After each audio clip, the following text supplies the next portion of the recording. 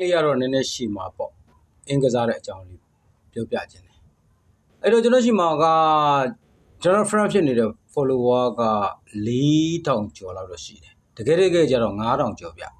9000ကျော်ကျွန်တော် follow လုပ်ပါ follow ပြန်လုပ်ပါဆိုလုပ်လိုက်တဲ့ခါကျတော့တချို့ TikTok account တွေကသီးသန့်နေကြတော့ကျွန်တော်တောင်းဆိုရတဲ့ပုံစံမျိုးပြန်ဖြစ်နေဖြစ်တဲ့ခါကျတော့ကျွန်တော်အဲ့လိုကြတော့ကျွန်တော် follow မလုပ်တော့ပြန်ပြီးတော့အတိုင်းပဲထားလိုက်တာပေါ့ကဲထားလိုက်ပါဒါပြဿနာမရှိဘူးအဲ့တော့ကျွန်တော်ဘဝမှာကကျွန်တော်အင်းစမကစားတဲ့ဆက်ရ2ယောက်တွေ့ခဲ့ဘူးတယ်အဲ့တော့ပထမဆက်ရကသူ့အင်ဂျက်လေးဒီကြီးပြားလေးပြီးတာပေါ့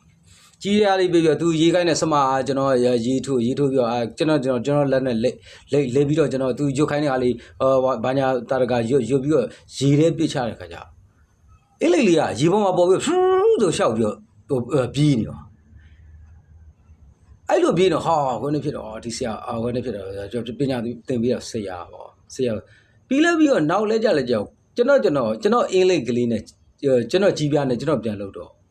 ဘလို့မှကြီးပြားတဲ့ရေပေါ်မပေါ်တော့ဘူးပေါ့ဒါတစ်ခေါက်ကြုံခဲ့ဘူးတယ်ဒါကျွန်တော်ဂျင်းသွတ်ခံရတာတော်ဂျင်းသွတ်ခံတာအခုဒုတိယဆရာနဲ့တွေ့တော့မှမင်းဘလို့ခံခဲ့ရတယ်ဆိုတာပြောပြတာ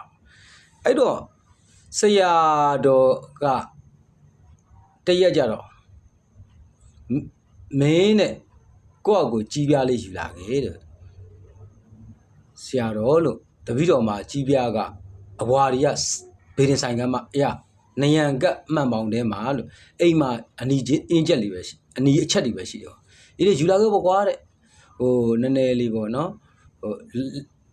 အဆင်ပြေသူတို့လက်ဝါးတဝါစာလောက်ပေါ့နော်လေးလက်မပတ်လေလောက်ယူလာခဲ့ပေါ့ဆိုတော့လေးလက်မပတ်လေလောက်ယူလာခဲ့ဆိုတော့ကျွန်တော်ယူသွားတော့ကဲတဲ့ယူလာပြီဆိုတော့တဲ့မင်းကြီးပြားနဲ့မင်းဆိုတော့တဲ့တွားတဲ့ရေတစ်စလုံးတွားခတ်လိုက်ဆိုတော့သမင်းစားစလုံးလေးနဲ့ပါကျွန်တော်ရေခတ်လာနှစ်စလုံးခတ်ကွာတဲ့နှစ်စလုံးမင်းအဲ့ဒီစလုံးတွေကိုတဲ့တေးကြအဝင်းနဲ့တေးကြပုတ်တယ်မင်းလက်အကိုင်ပေါ်ပါတယ်ဖျားဆိုတေးကြပုတ်ပတ်ပြီးတော့ရေထည့်လာပြီးတော့အဲ့ရေတောင်မှကျွန်တော်တခါလေးယူလာခဲ့ရေ1လီတာယူလာခဲ့တဲ့လမ်းမှာတောက်မလာနဲ့ဆိုတော့အဲ့ရေ1လီတာကျွန်တော်ရေပါပဲအဲ့ဆရာတော်စလုံးနှလုံးနဲ့ထည့်ပြီးတော့အဲ့ဒါဆရာတော်အဲ့ကြတော့သူကဆရာတော်ကလုံးဝအနာမကတ်တော့6ပြီกว่าလောက်ကပဲမင်းလည်းငါနာမလာနဲ့ငါလည်းမင်းနာမလာဘူးတဲ့ငါပြောတဲ့အတိုင်းနဲ့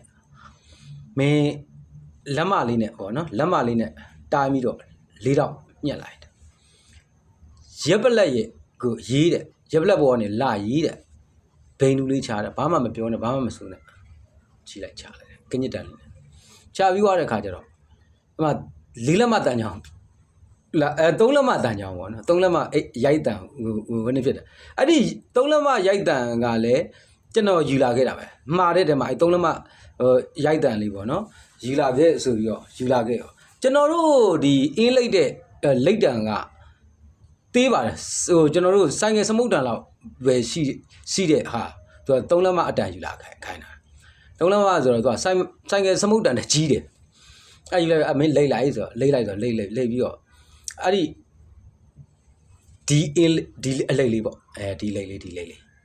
ဒီအလိတ်ကလေးကိုရဒီမှာတေးကြကြည့်ဒီလိတ်လေးကြီးနီလိတ်လေးအပေါက်ကတော်တော်ကျယ်ပါတယ်အပေါက်ကအကျယ်ကြီးပဲဒီမှာကျွန်တော်လမ်းမြင်နေရနော်အပေါက်ကျယ်ကြီးပဲလိတ်ပြီးသွားတဲ့ခါကျတော့နမောတသဘဂဝါတော်အရာတော်သမ္မာသမ္ဗုဒ္ဓတ္တဆိုတာ3 ကြိမ် 3 ခါယုတ်ကပြီးတော့ဗုဒ္ဓံတရဏံကိစ္ဆာမိဓမ္မံတရဏံကိစ္ဆာမိတံဃံတရဏံကိစ္ဆာမိဒုတိယမိဗုဒ္ဓံတရဏံကိစ္ဆာမိဒုတိယမိဓမ္မံတရဏံကိစ္ဆာမိဒုတိယမိတံဃံတရဏံကိစ္ဆာမိတတိယမိဗုဒ္ဓံတရဏံကိစ္ဆာမိတတိယမိဓမ္မံတရဏံကိစ္ဆာမိတတိယမိတံဃံတရဏံကိစ္ဆာမိဗုဒ္ဓကရိယံထကြွဓမ္မကရိယံထကြွတံဃကရိယံထကြွဆိုပြီးတော့ရည်တဲ့ထဲပြချလိုက်ရတာဘရတ်ဆိုအပေါက်ကအကျေကြီးကိုအပေါက်ကအကျေကြီးဆိုတော့ဘရတ်ဆိုပြီးတော့မြုပ်အဲ့ဒါတဲ့ပေါ်တဲ့ဒီကစားတဲ့တော့မှတနိုင်လောက်ကြတော့ဆရာတော်အားလဲညောင်းနေပြီမင်းကမဖြစ်နိုင်ဆရာတော်ကမဖြစ်နိုင်ဘူးနော်ဟုတ်ပြီကွာတဲ့ငါနီးတိုင်းမလုပ်ပဲနဲ့တဲ့မင်းတို့နီးတိုင်းလောက်ကွာတဲ့အဲ့တော့နည်းနည်းအားတက်သွားတော့ ကျွန်တော်ဒီဝိဇ္ဇာမေကြီးစေကိုင်းတော်မြတ်ကြီးဂိုင်းပညာခံဝီသီနေမှာစာယူအမေသာကျွဲသားနာတော်များတိရလဲစားတော်ချင်းကာမရှိသောဇနီးမြအမြအတိလျက်နဲ့ပြမကျူးလျစော်ကားခြင်းအရက်သေးစာမူစေဝါများတိလျက်နဲ့စားတော်မီဝဲခြင်းနော်ဆရာကုံနဲ့မညီသောကြက်တိုက်ဖဲရိုက်လောင်းကစားမှုတို့ကိုကျူးလွန်ခြင်းတို့အစဉ်မရှိခဲ့ပါဤစကားတစ္ဆာမဟုတ်မမှန်သောစကားတစ္ဆာဖြစ်ခဲ့သောကုန်းလန်းသွားရင်ကုန်းလန်းဘေးဘေးမျိုးရေလန်းသွားရင်ရေလန်းဘေးမျိုးလေးလန်းသွားရင်လေးလန်းဘေးမျိုးဘေးမျိုးရံမျိုးတင်ပြီးတကလားပယောကမိစ္ဆာပေါင်းတို့ဤနှောက်ချက်ခြင်းတိုက်ခိုက်ခြင်းဖြတ်စည်းခြင်းတပ်ဖြတ်ခြင်းကိုခံရပြီးအတူပို့ပို့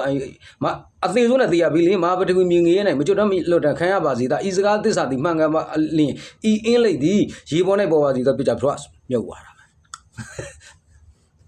နှစ်နိုင်လောက်ကြာလဲကြောင်ဆရာတော်ကနေရောဆိုတစ်ချက်ခောက်တယ်ဟာဆရာတော်တောက်ခောက်တဲ့အတန်ကြီးဟိုတကားလုံးပိတ်ထားတဲ့တိုက်ခန်းနဲ့မှာပစ္စည်းတစ်ခုပြုတ်ကြသလိုလှိုင်တန်ကြီးနဲ့နေတော့တွေဘာဖြစ်နေတာလဲဒါကစားနေတာတဲ့စော့နေကြတာတဲ့ဘာတွေတရမေးဖြစ်ပြီးတော့တဲ့နင်းတို့ဘာတွေဆိုးနေရလဲတော့ကိုနေဘာညာဟောက်လားဟုတ်လဲဒီလေပြောကျွန်တော်ကိုဆရာကင်းလို့ခေါ်ကြတာတော်တော်များများဆရာကင်းနဲ့ဆရာကင်းရဲ့နောက်ပါဘိုးပါအပေါင်းပါလည်းမနေဘူးတဲ့တစီတစမ်းနဲ့တဲ့ခင်ဗျာဘာတွေရှောက်လောက်တာလည်းမသိဘူးဗျာတဲ့အဲဒါကြောင့်ခင်ဗျာမဖြစ်တာတဲ့ဆရာတော်လက်ခန့်ပြီးတော့2 နာရီခွဲလောက်လဲကြာတယ်လူကလည်းတော်တော်စိတ်တကြတယ်အချက်တွေလည်းခွဲတော့ဘာကျောင်းမှာရှိတဲ့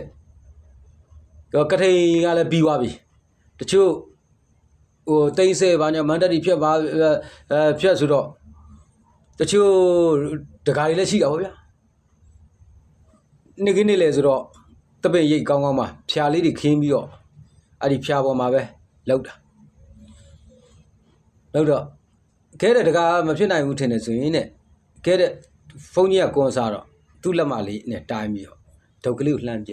အဲ့ဒုတ်တိုင်းနဲ့ဖြတ်လိုက်တယ်တကားကြီးတကားကလိတ်တယ်လိတ်ပြီးရင်ဥစဉ်လာဖို့ဦးစင်လာဖို့ဆိုတော့ပို့လိုက်ပါဦးစင်ကခုနပြောလို့နမောတတရှိပြီးတော့ဗုဒ္ဓဂရိယံထားကြဆိုပြတ်ဆိုပြစ်လို့ပြောအင်္ဂလိပ်လေးရရှိဖို့ပေါ့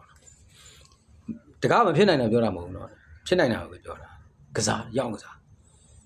3 နာရီမှတင်းလောက်လဲကြာကျွန်တော်2 နာရီခွဲလောက်ကြာဒီအင်္ဂလိပ်လေးကရေပေါ်မှာထောင်ပြီးတော့လှုပ်နေပြစ်ချလိုက်တဲ့ရေပေါ်မှာထောင်ရပဲလှုပ်တော့ပဲပြစ်ရရမယ်ဆိုတာအဲ့3 နာရီမှတင်းလောက်လဲကြာအင်္ဂလိပ်ကလုံးဝရည်တယ်မမြုပ်တော့ကဲတဲ့ဒါတဲ့အင်္ဂစားတာမဟုတ်ဘူးနော်အင်္ဂစားမယ်တဲ့ဇလုံးနှကန်းလေးကိုလက်ညှိုးလေးနဲ့ထောက်ပြီးတော့ဤအင်းလိပ်တွင်အသက်ရှိခဲ့သောဤအင်းလိပ်သည်ရှေ့သို့ပြေးပါသေးတာနောက်သို့ပြေးပါအဲ့လိုကစားတယ်ကစားတာနောက်တစ်နိုင်လောက်လူကအမြုပ်ကထွက်နေပြီအဲ့တော့ဆရာတော်ကကဲတဲ့50 လုံးသူ့စလုံးကစားပြငါကစလုံးမလို့ကစားလို့ရတယ်မထင်နဲ့တော့တဲ့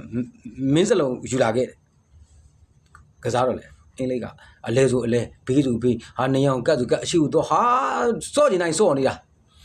စော့ကျင်တာအဲ့ဒါနဲ့ကျွန်တော်လဲအဲ့ကြတော့နည်းနည်းခွင့်ပြပြောကစားရင်နဲ့စော့ရင်နဲ့အင်းလေးလေးလည်းပေါ်သွားတယ်ကစားလို့လည်းရပါတယ်ဗောနော်ဒါဒီအလိတ်ကလေးကကျွန်တော်ကစားခဲ့တဲ့အလိတ်ကလေးပေါ့အလိတ်ကလေးဒါကအမတ်တရအနေနဲ့ဆောင်းထားခြင်းဖြစ်တာပေါ့နော်ဒီမှာဓာတ်ပုံလေးကြည့်ပါ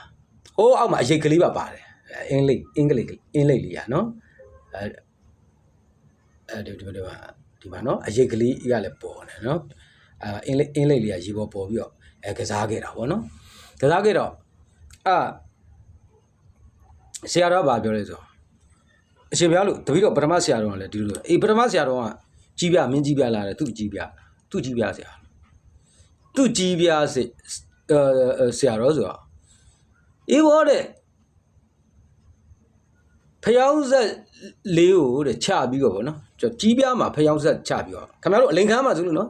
ကြီးပြားမှာဖျောင်းဆက်ချပြီးတော့မီးလေးနဲ့ဖြန့်လိုက်တဲ့အခါကျတော့